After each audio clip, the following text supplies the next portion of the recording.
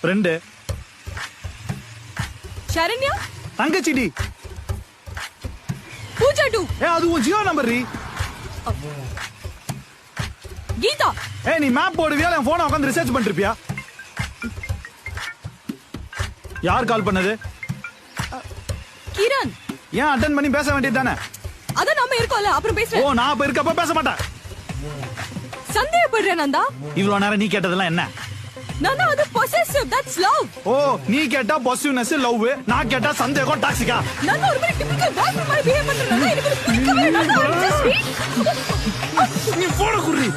நீ மேப் ஒண்ணு பார்க்க வேணா, நான் விசாரிச்சா போய்க்கிறேன். நான் வரல. ஏன்?